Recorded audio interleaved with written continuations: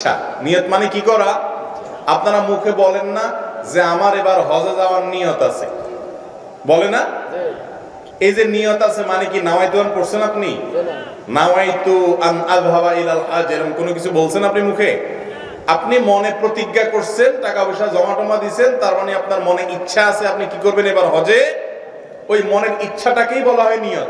মনের ইচ্ছাটাকে কি বলে? আপনি আগামীকাল রোজা রাখবেন বা আজকের দিনে আপনি রোজা আছেন, এই মর্মে আপনি নিয়ত করছেন, বাস এটাই আপনার নিয়ত। মনে যে ইচ্ছা আছে এটাই কি? মুখে আলাদা উচ্চারণ করাটা এটা নিয়ত নয়। নিয়তের প্রকাশ, নিয়তের কথা আবার মুখে বলে দিতে হবে।